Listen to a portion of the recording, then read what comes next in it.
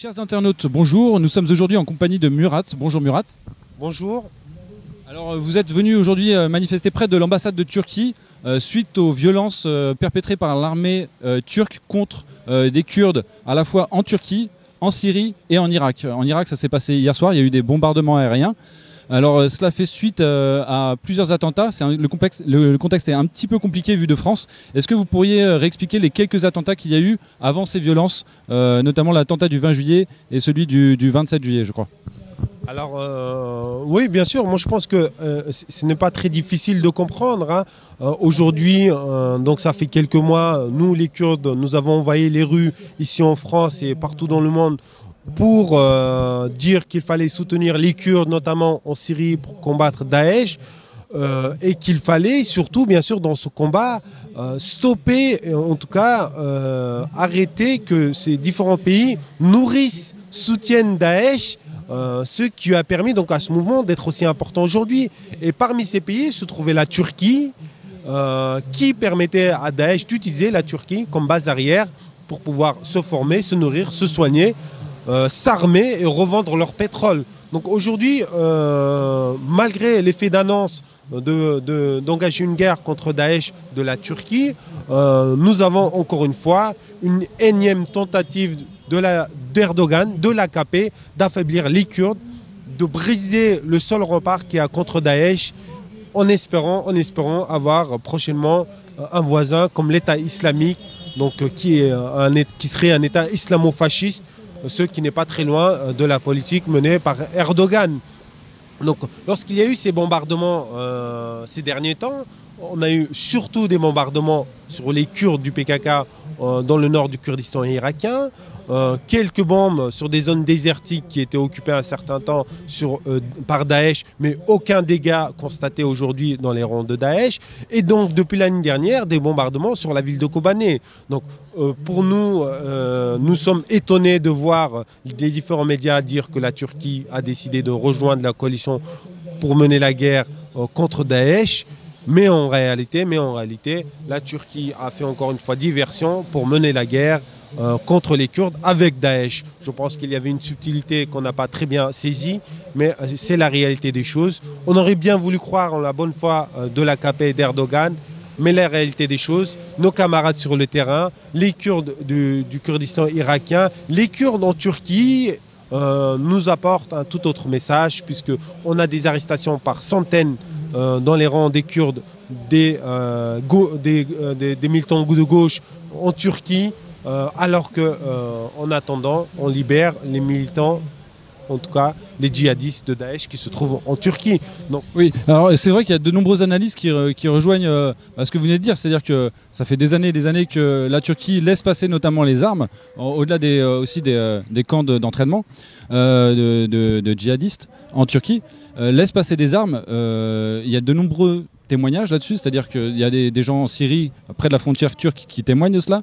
Et donc, c'est vrai que ça paraissait étrange que tout à coup, Erdogan et le gouvernement d'Erdogan engagent l'armée contre l'État islamique dans des bombardements. C'est vrai que ça paraissait pas très cohérent. Alors je voulais revenir sur l'attentat du 20 juillet, parce que dans les médias mainstream, on dit que c'est un Turc kurde qui a perpétré cet attentat. Donc on pourrait croire que c'est quelqu'un proche du PKK. Alors si j'ai bien compris, il n'en est rien. Est-ce que vous pourriez expliquer ? Alors, il faut tout d'abord savoir que le groupe qui était à Suruç, donc dans ce parc, qui s'apprêtait à faire une conférence de presse, est un groupe de jeunes étudiants, beaucoup pour eux, hein, d'entre eux étaient des jeunes étudiants de gauche, qui étaient venus pour soutenir non seulement la résistance de Kobané, mais surtout proposer un projet de reconstruction pour la ville de Kobané. Et cet attentat qui a été revendiqué par Daesh n'était ni plus ni moins un attentat pour dire que nous détruirons tous ceux qui soutiennent les Kurdes. Et cela a été un soi-disant prétexte pour la Turquie de dire nous commençons la guerre contre Daesh, ou en tout cas nous allons commencer à bombarder la Syrie. Et lorsqu'ils bombardent la Syrie, c'est cette région kurde qui se trouve au nord de la Syrie. Et la Turquie revient sur ses projets de l'année dernière de créer une zone tampon. Ce projet de zone tampon a été déjoué l'année dernière par la résistance kurde, par les différents militants kurdes à travers le monde qui ont pu mettre à jour le vrai plan d'Erdogan qui était de freiner la résistance kurde. Aujourd'hui, il réessaye d'une autre façon, en utilisant comme prétexte cet attentat et dire que Erdogan engage la guerre contre Daesh, mais dans la réalité des choses, on a eu 2-3 bombardements contre Daesh, sans toucher rien de sérieux, et des dizaines de bombardements contre les Kurdes du PKK dans le nord du Kurdistan irakien. Et depuis cette nuit, ce qui est extraordinaire, contre la ville de Kobané, on aimerait bien savoir pourquoi. Alors qu'en même temps, dans le sud du canton de Kobané, on a des attaques de Daesh. On pourrait limite dire que ces deux attaques étaient coordonnées pour pouvoir affaiblir les Kurdes et que les Kurdes aient deux fronts à défendre en même temps. C'est ça, en fait, le PKK est pris en étau en ce moment. Enfin, les forces armées qui sont proches du PKK sont pris en étau entre d'un côté Daesh, l'État islamique, et de l'autre côté les forces kurdes. Alors je voudrais revenir également sur l'attentat qu'il y a eu il y a quelques jours près de la grande ville kurde du sud-est de la Turquie, Diyarbakır, je ne sais quoi. Oui, tout à fait. En fait, dans la ville de Lice, donc qui est dans le départ dans la région de Diyarbakır, il y a eu un véhicule militaire qui a été explosé. Le PKK a donc revendiqué cet attentat en disant que vous avez fait sauter le cessez-le-feu, vous avez bombardé des zones du PKK, vous avez fait capoter ce processus de paix qui était engagé depuis des mois et nous n'avions plus aucune nouvelle de décès, que ce soit au niveau des militaires turcs ou au niveau des guérillas kurdes. Et aujourd'hui, vous voulez arrêter, stopper ces négociations de paix, ces avancées démocratiques qu'il y a eu en Turquie, pour seul prétexte que depuis le 7 juin, lors des élections législatives, l'AKP a perdu cette majorité. Donc, est-ce une punition? Est-ce pour dire que moi, si je n'ai pas les pleins pouvoirs, je ramènerai la guerre au Kurdistan? C'est ce qu'on est tenté de croire. Mais le PKK a su montrer que cette organisation pouvait se défendre. Et l'attentat qu'il y a eu contre ce véhicule militaire, je précise militaire, était pour montrer que le PKK pouvait aussi agir quand cette organisation le voulait aussi en Turquie, puisque cette organisation aujourd'hui fait partie de la population kurde qui reconnaît, qui a accepté, qui a déclaré cette organisation en tant que leur parti, comme organisation qui les défend, qui sert d'autodéfense pour cette population kurde contre les agressions du gouvernement turc. Et donc la position du PKK depuis 2-3 ans, je résume, mais vous me dites si je me trompe, c'est en gros c'est négociation de paix, négociation politique avec la Turquie pour plus d'autonomie, et dans le même temps donc prendre les armes contre Daesh qui agresse. Alors, la position du PKK depuis toujours est que nous habitons tous cette région et nous devons nous entendre dans la paix, dans le respect. Nous, les différents habitants d'ici, nous, les différentes ethnies, et nous, les différentes confessions qui sont dans la région, nous devons cohabiter, coexister, se respecter l'un l'autre sans avoir à se mêler de la religion ou de l'ethnie de l'autre, et que c'est la seule façon d'exister dans cette région tous ensemble.